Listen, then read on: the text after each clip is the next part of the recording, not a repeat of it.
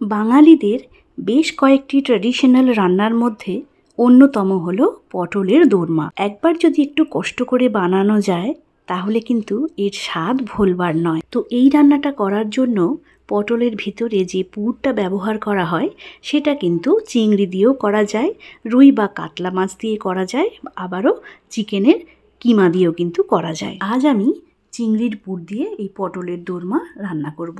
তো চলুন তাহলে দেখে নিই কিভাবে এই রান্নাটা আমি করলাম যাতে এতটা টেস্টি হয়েছে।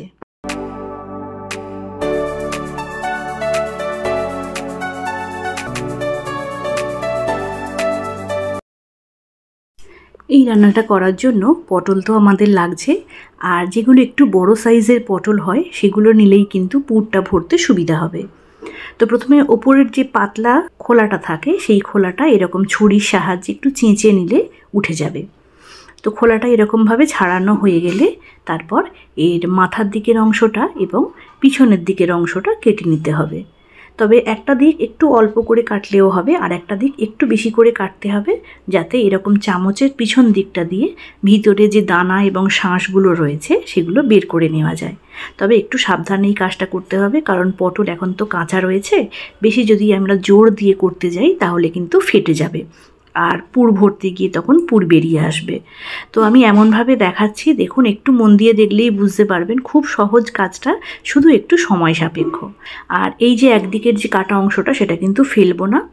আচ্ছা, এবারে স্টাফিংয়ের জন্য আমি নিয়েছি এখানে 2টো পেঁয়াজ, 2 টুকরো আদা, একটু রসুন, কাঁচা লঙ্কা, এগুলোকে সব চপ করে নেব। আর গ্রেভির জন্য 2টো পেঁয়াজ, 4 টুকরো আদা, কয়েক টুকরো রসুন আর 2টো টমেটো, এগুলোকে পেস্ট বানাবো।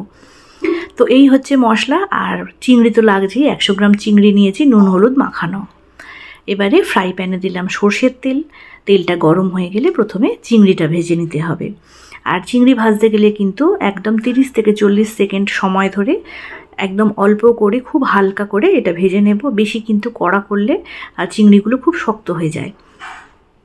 30-40 সেকেন্ড পর এইরকমভাবে চিংড়িগুলো দেখুন ভাজা হয়ে গেছে। এবারে তেল থেকে ছেঁকে আমি তুলে নিচ্ছি। ওই তেলের মধ্যেই কিন্তু পুরো রান্নাটা আমি করব, আর কোনো তেল আমি এখানে দিচ্ছি না। এবারে এর মধ্যে পেঁয়াজ আর কাঁচা লঙ্কা, আদা রসুন যেগুলো আমি নিয়েছিলাম সব কিছু চপ করে নিয়েছি, নিয়ে এগুলোকে এবারে তেলের মধ্যে ভেজে নেব।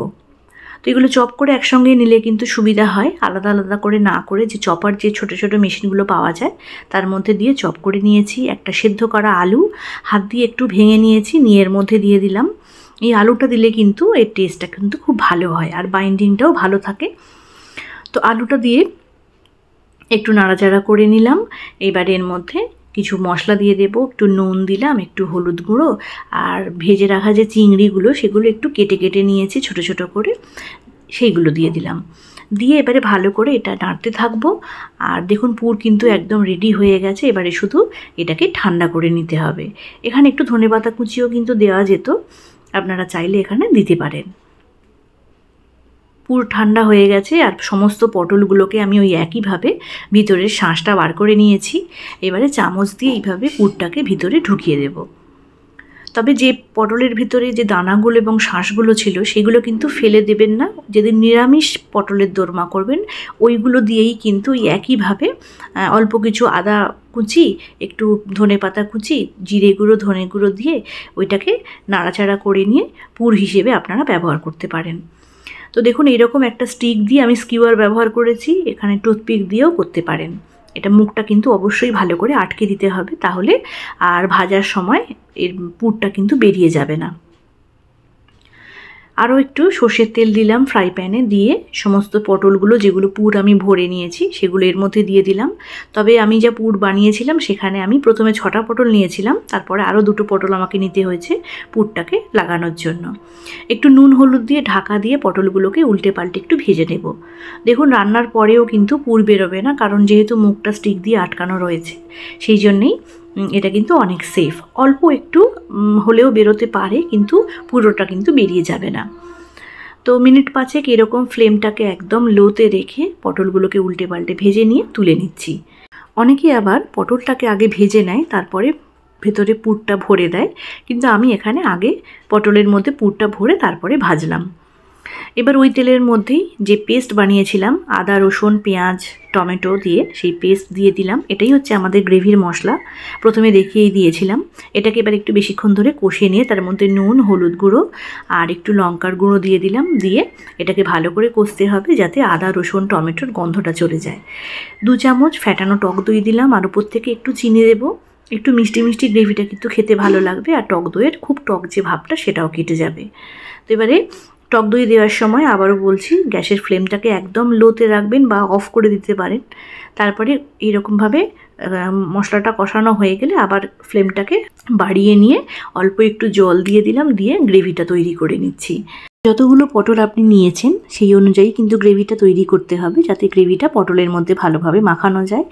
এবারে গ্রেভিটা যখন একটু ফুটে উঠবে তখন পটলগুলোকে আস্তে আস্তে গ্রেভির মধ্যে দিয়ে দেব। তো আর বেশিক্ষণ লাগবে না, গ্রেভিটা প্রায় ফুটে উঠেছে এবং পটলগুলো সেদ্ধ হয়ে রয়েছে। আর জাস্ট 5 মিনিট ফ্লেমটাকে লো করে রেখে ঢাকা দিয়ে এটাকে একটু ফুটিয়ে নেব, তাহলে গ্রেভিটা কিন্তু ভিতরে ভালো মতো ঢুকে যাবে।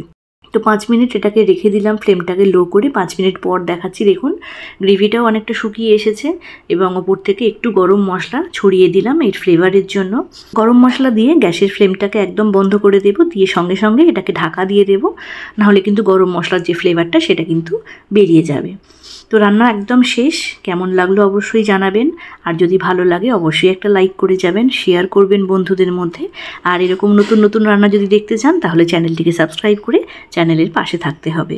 আজ এই পর্যন্তই। সবাই ভালো থাকবেন, সুস্থ থাকবেন। ফিরে আসবো পরের ভিডিওতে।